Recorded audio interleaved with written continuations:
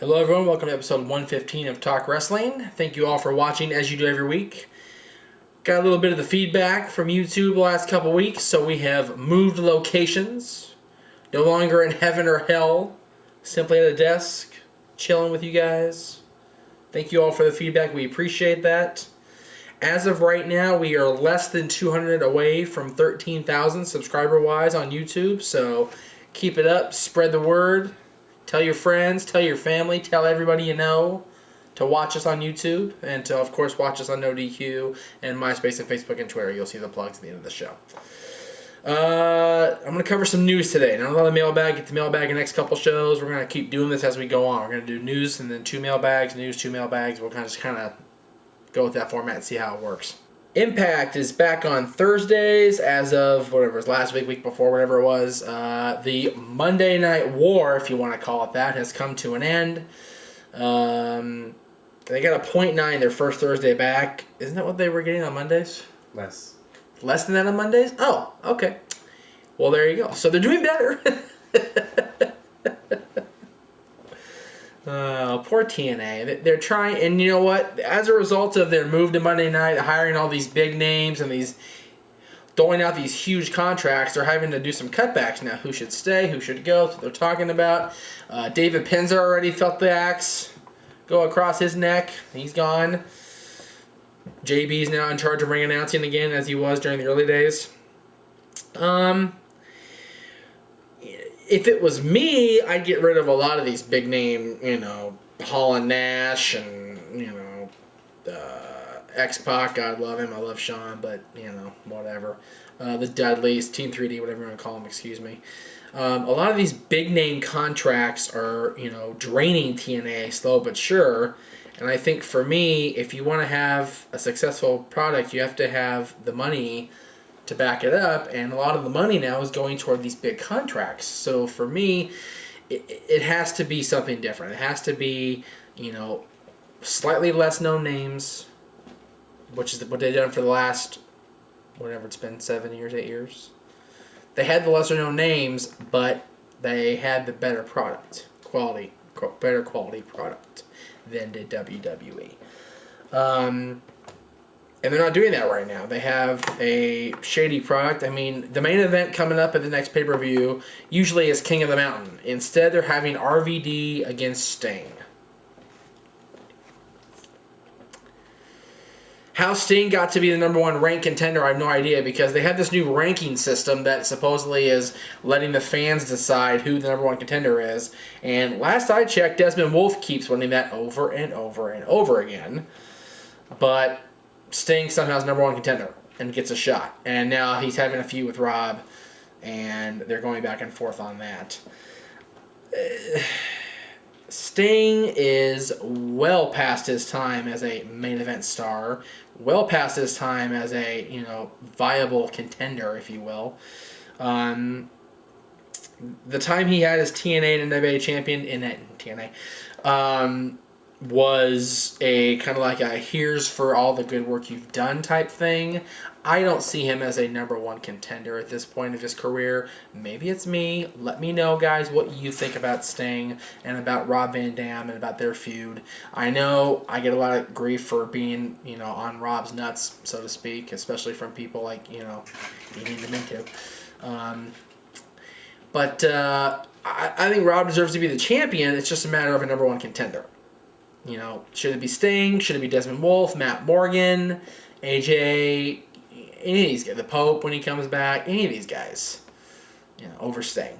Even Jarrett to a certain extent. Jarrett, Jarrett's been busting his ass to be a good wrestler again. So, but it bothers me. Maybe it's me. I don't know.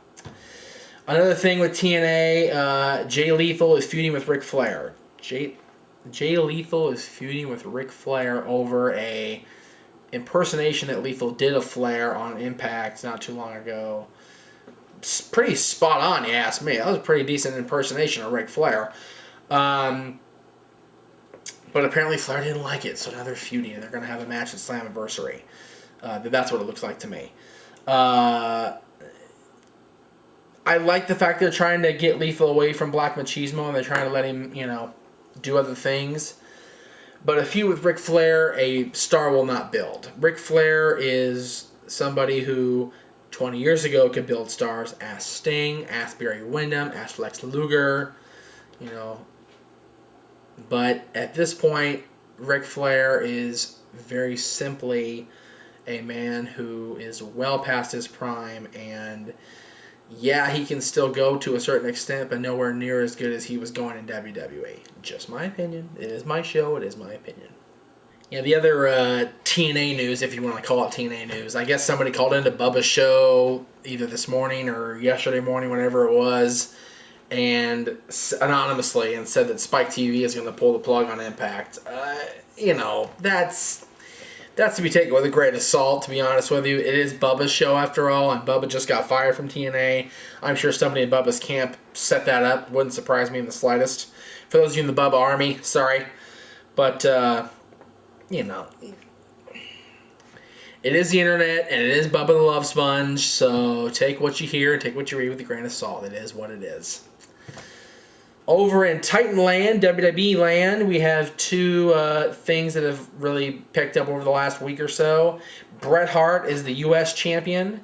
Miz had the opportunity to pick any Hart family member he wanted to defend the U.S. title against. He picked Bret. Unfortunately, it ended up being a no DQ, no countout match or whatever it was. So the Hart Dynasty interfered, and Bret became the U.S. champion. That was this last Monday. What's going to happen from here? Hard to say. I got a question on a show that I'm going to use now instead of using it on one of the next shows. Who do I think should be U.S. champion? Who do I think will be U.S. champion? To be perfectly honest with you, I think the guy that got eliminated from NXT last week, Bryan Danielson, should be U.S. champion. He should have had the feud with Miz. It was tailor-made right there. It was built up right for him there, with Miz being Bryan's pro. Excuse me. And for them to just put it on Bret, it's kind of like, really? Okay, I guess. And then they eliminate Bryan from NXT last week. But it led to some great stuff, because he pie-faced Cole. He berated Michael Cole. He got in Matt Striker's face. He became Angry Dragon. I love that. I love seeing Angry American Dragon. It was so cool to see that side of him finally come out and stop being pushed around and stop being ridiculed and, you know, picked on and everything. It was so cool to see him stand up and go, you know what? Screw you guys. It's ridiculous. So, that's really it, unfortunately, with the news. There hasn't been a whole lot of news. I mean, the Monday Night Wars are over. There's not going to be a whole lot of news for a while as far as one company versus the other. There's no real need to make news-type stories, I don't think, because TNA has to start rebuilding from the ground up with their Thursday night franchise. They're going to have that new show starting at 8 o'clock and then Impact at 9. And then WWE is going to like, we won. We can sit back on our laurels again. So, you know. The guest host concept is, they're going to have a new general manager. I forgot about that. They're going to have a new general manager starting Monday. They announced that during the Buzz Aldrin fiasco. Buzz Aldrin almost said WWF. That crazy old Canuck. Love Buzz Aldrin. I forgot. The other thing, they're going to announce a new general manager on Monday on Raw.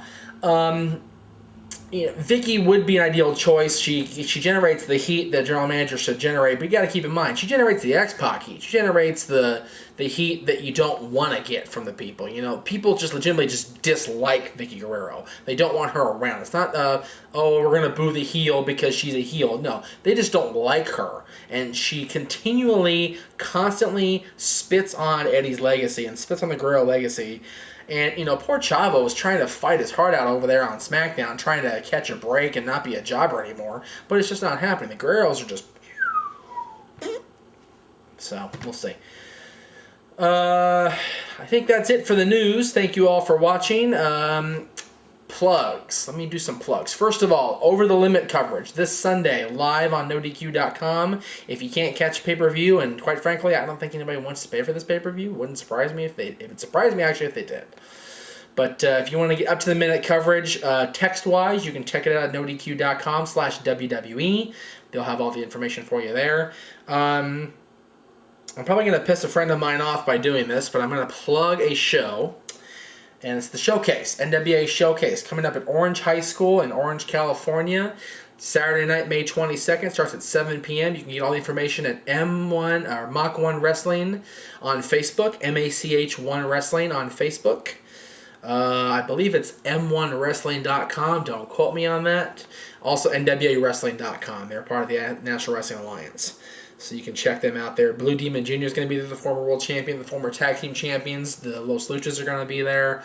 And also Percy Pringle, a.k.a. Paul Bearer, is going to be there. So I'll be there for that for sure. We'll be actually getting some footage, hopefully, if the camera works this time. I brought the old XMV camera to the show last week, and I left it on the whole time. Dumb shit, Jeff. So I apologize for not having any footage like I said I would on the various websites, but I forgot to let the camera on. So check it out. We'll have some footage of that very soon. Over the Limit this Sunday on ODQ.com, and we'll catch you next time on Talk Wrestling.